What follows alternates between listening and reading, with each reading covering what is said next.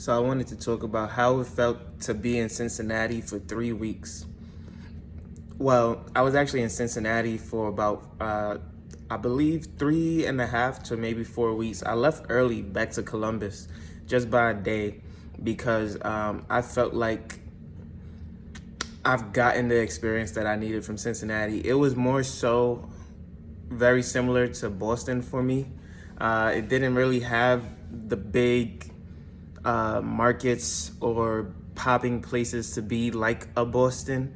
However, it did provide me with nice places to eat, whether it be a Tavilos, like the pizza from Chicago, or pizza, quote unquote, like New York style. And so it gives me a different feel for the area when you see trains running along the streets and being embedded into the streets, things like that. And you get a different sense if you have an entrepreneurial spirit for the type of businesses that can be replicated or made out here in Columbus or any other part of the world. So when people say traveling is a different form of living and a different form of life, and it is necessary in order to fulfill yourself in life, you get a sense of different ideas and different beliefs and how to incorporate that into the things that you do even now. And not to sound too repetitive, but when you listen to people, when you read books, when you get a different understanding, you can also get a different understanding from the experiences and from the visual presentation on what it is that you're seeing. Houses look different, streets look different, people seem and act and behave different. And what do I get out of that? So in Cincinnati, would I compare that to Columbus? I would say no. I think Columbus is a better area to be. It's more lively, more vibrant. It's still more laid back at the same time. Like, there's pretty much a whole bunch of niches where you can relax. Like my property that I have, one of them is in a really, really relaxed location, and I like it a lot because it allows me to decompress and take my mind off things without necessarily having to jump into the party goer lifestyle or the socializing lifestyle. And so Cincinnati provides a more the diverse ecosystem. I definitely saw a larger Black population than I would see in Columbus, but it didn't seem to give me that sense of, there's this popping place that I must attend, that I must go to. And I visited various food destinations, various different locations to see where I could fit in for the most part. And then I even have a friend right now who's traveling from Texas to Ohio, and is traveling through different cities. Stopped at Memphis recently, is now going to Alabama, and then from there, I assume he's finally coming to Ohio. So with that being said, these different experiences make up who you are. It changes your mindset on what you want out of life, where you want to be, things like that. And what I always recommend to people, especially if you're about to buy your first property, to live in that area for at least a year, especially if it's like your primary residence, right? Live in that area for at least a year. Rent out a place for a year.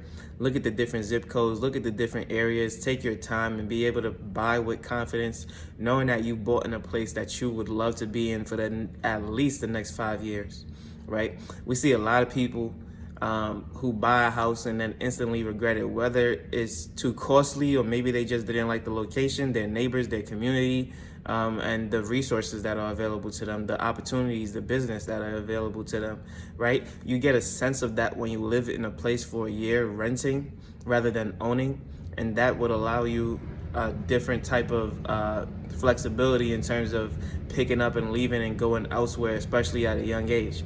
Now, if you're looking to settle down with someone, again, that still provides you those same opportunities rather than buying right away. So when I moved to Columbus, I didn't buy for literally one year. As soon as that 12-month period hit, I bought my first property. But the thing was, I was already searching for the property that I wanted for about 5 months. And so I saw how the market was. I saw how multifamily was being snatched up right away. I saw how there were plenty of people visiting the same homes. I saw how everything was almost a competition. I saw how it was going to take a little bit more of a bargain deal for the person selling for me to get the homes. And then I instantly knew that in this market I would have to be competitive or go into a market that was less desirable and get it before someone else does. And so I was very, very well equipped for my market when purchasing my first home, because I took the time to sit back, relax, stack my money, and wait for an opportunity to arrive. Same thing if I decided to move to Cincinnati tomorrow, although I was there for 3 weeks, although I have an understanding of the real estate market, I do not understand each zip code in each area well enough to say that I'm ready to purchase a home there or move there personally, right? So I would have to do more research. I would have to have more understanding. Now, if you're looking at an investment property, that process may be a little different. You don't have to wait 12 months and do 12 months of research. Maybe it's 2 months of research and understanding of the environment, the local economy, the businesses, the people, and what job opportunities may be moving into that direction. Now, on the fun side of things, I did get to explore some great eateries, like A Tavallos, like I said before, some Chinese buffets as well, some Indian restaurants. I ate so much Indian food, it was unbelievable. And I don't think we have too many Indian shops here in Columbus, so I gotta check that out and see if that is available. There was only one African restaurant that I was able to try out there in Cincinnati, and it was like 30 minutes away, which was very disappointing. There's definitely a lot more African restaurants here in Columbus to try from, and I've already, settled on the ones that I like the best out here in Columbus. So the pizza definitely in Columbus is better. I would go to Late Night Slice over any of the other eateries that I've had pizza at in Cincinnati. Not to say that I've tried too many in Cincinnati, so I can't say all of them, but A Tavallo was definitely like a top 5 rated in Cincinnati, and so I think that's a good comparison to go off of. When it came to socializing with others, it was very, very easy to socialize in Cincinnati, very, very easy to make new friends and speak to people, and people are very friendly and receptive.